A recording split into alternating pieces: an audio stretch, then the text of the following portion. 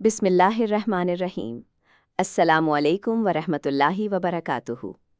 آپ سب کو خلفائے راشدین سیریز میں خوش آمدید۔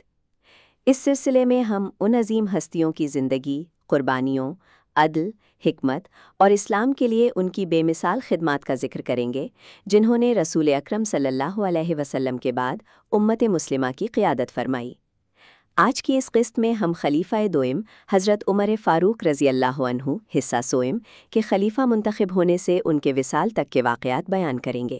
مسند خلافت اور پہلا خطبہ۔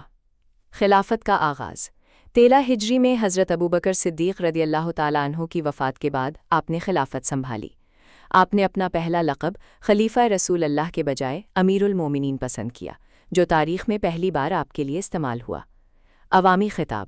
منصب سنبھالتے ہی آپ نے فرمایا، لوگو، میری سختی ان کے لیے تھی جو تم پر ظلم کرتے تھے، لیکن اب میں تمہارے حق میں نرم ہوں اور ظالم کے لیے پہلے سے بھی زیادہ سخت۔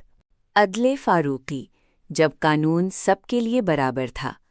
آپ کے دور میں انصاف کی ایسی مثالیں قائم ہوئیں جن کی نظیر دنیا نہیں دے سکتی۔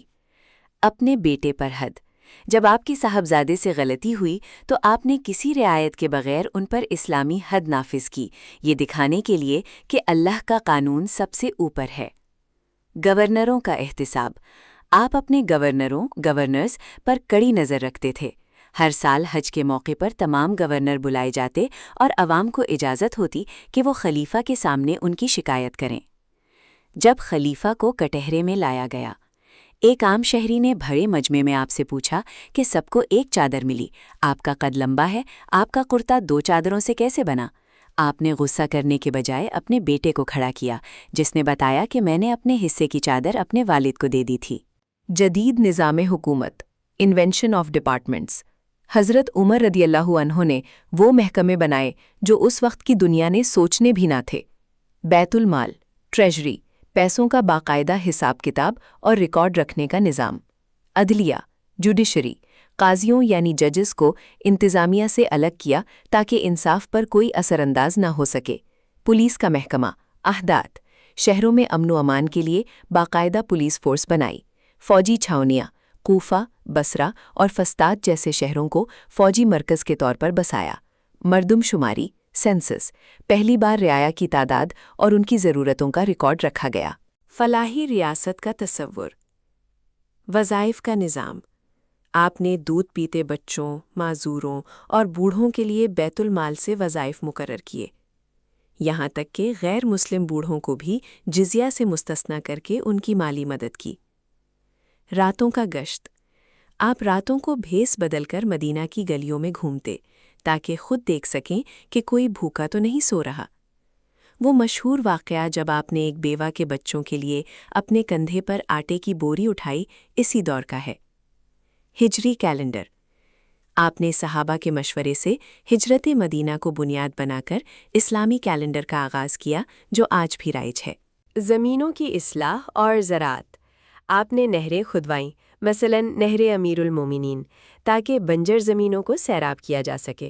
زراعت کو اتنی ترقی دی کہ اسلامی ریاست معاشی طور پر خود کفیل ہو گئی۔ عظیم فتوحات، دی گریٹ کانکویسٹس۔ حضرت عمر فاروق رضی اللہ عنہ کا دور خلافت انسانی تاریخ کا وہ سنہری دور ہے جب 2 بڑی سپر پاورز، ایران اور روم، اسلامی پرچم کے نیچے آئیں۔ ایران فارس کی فتح۔ جنگ قادسیہ میں حضرت سعد بن ابی وقاص رضی اللہ عنہ کی قیادت میں ایرانیوں کو شکست فاش ہوئی۔ مدائن، ایرانی دارالحکومت، فتح ہوا اور کسریٰ کا تخت مسلمانوں کے قدموں میں آ گیا۔ روم، شام و مصر کی فتح۔ جنگ یرموک کے ذریعے شام سے رومیوں کا خاتمہ ہوا۔ حضرت عمرو بن العاص رضی اللہ عنہ نے مصر فتح کر کے اسکندریہ پر اسلامی جھنڈا لہرایا۔ بیت المقدس کی فتح، جروسلم۔ جب عیسائیوں نے شہر کی چابیاں دینے کے لیے خلیفہ کی آمد کی شرط رکھی تو آپ خود وہاں تشریف لے گئے۔ اس سفر میں آپ کی سادگی، ایک اونٹ اور غلام کے ساتھ باری باری سواری دیکھ کر عیسائی پادری دنگ رہ گئے اور بغیر جنگ کے چابیاں آپ کے حوالے کر دیں۔ شہادت کی دعا اور خواب۔ تمنا شہادت۔ حضرت عمر رضی اللہ عنہ ہمیشہ یہ دعا مانگتے تھے، اے اللہ، مجھے اپنے راستے میں شہادت نصیب فرما اور تیرے رسول صلی اللہ علیہ وسلم کے شہر مدینہ میں مجھے موت دے۔ بظاہر مدینہ میں شہادت ملنا مشکل لگ رہا تھا کیونکہ وہاں کوئی ظاہری دشمن نہ تھا، لیکن اللہ نے آپ کی دعا قبول فرمائی۔ خواب۔ شہادت سے کچھ دن پہلے آپ نے خواب میں دیکھا کہ ایک سرخ مرغ نے آپ کو 2 یا 3 ٹھونج ماری ہیں۔ آپ سمجھ گئے کہ میرا وقت رخصت قریب ہے۔ شہادت کا المناک واقعہ، دی اسیسینیشن۔ حملہ آور ابو لولو فیروز، ایک مجوسی غلام، نے اپنے آقا کی شکایت لے کر آپ سے ملاقات کی تھی، لیکن آپ کے فیصلے سے ناخوش ہو کر اس نے آپ کو قتل کرنے کا منصوبہ بنایا۔ نماز فجر کا منظر 26 ذی الحجہ 23 ہجری کو جب آپ فجر کی نماز کے لیے مصلی پر کھڑے ہوئے اور اللہ اکبر کہہ کر نماز شروع کی تو اس بدبخت نے ایک زہر آلود خنجر سے آپ کے پیٹ اور پہلو پر 6 وار کیے۔ پہلا سوال، شدید زخمی حالت میں جب آپ کو ہوش آیا تو سب سے پہلے پوچھا کیا نماز پڑھ لی گئی؟ اور دوسرا سوال یہ تھا میرا قاتل کون ہے؟ جب پتہ چلا کہ وہ ایک غیر مسلم مجوسی ہے تو آپ نے اللہ کا شکر ادا کیا کہ میرا قاتل کوئی سجدہ کرنے والا مسلمان نہیں ہے۔ حضرت عائشہ رضی اللہ عنہا سے اجازت اور تدفین۔ آپ کی دلی تمنا تھی کہ اپنے 2 ساتھیوں نبی صلی اللہ علیہ وسلم اور حضرت ابو بکر رضی اللہ عنہ کے پہلو میں جگہ ملے۔ آپ نے اپنے بیٹے حضرت عبداللہ بن عمر رضی اللہ عنہ کو ام المومنین حضرت عائشہ رضی اللہ عنہا کے پاس بھیجا۔ حضرت عائشہ نے فرمایا میں نے یہ جگہ اپنے لیے رکھی تھی لیکن آج میں عمر کو اپنے اوپر ترجیح دیتی ہوں۔ یہ سن کر حضرت عمر رضی اللہ عنہ بہت خوش ہوئے اور اسے اپنی زندگی کی سب سے بڑی کامیابی قرار دیا۔ وصیت اور نظام شورا۔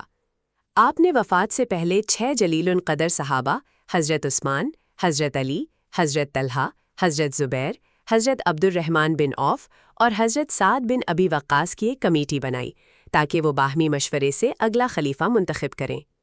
آخری وصیت، آپ نے آنے والے خلیفہ کو وصیت کی کہ انصار کا خیال رکھنا، غیر مسلم رعایا، ذمیوں کے حقوق کی حفاظت کرنا اور اسلام کی سرحدوں کو مضبوط رکھنا۔ 6 وصال اور جنازہ۔ یکم محرم الحرام 24 ہجری کو آپ خالق حقیقی سے جا ملے۔ آپ کا دور خلافت تقریباً 10 سال اور 6 ماہ رہا۔ آپ کا جنازہ حضرت صہیب رومی رضی اللہ عنہ نے پڑھایا اور آپ کو روضہ رسول صلی اللہ علیہ وسلم میں سپرد خاک کیا گیا۔ ویڈیو دیکھنے کا شکریہ۔ اگر آپ کو یہ ویڈیو پسند آئی ہو تو برائے مہربانی ویڈیو کو لائک، شیئر اور چینل کو سبسکرائب کریں۔ آپ کا بہت بہت شکریہ۔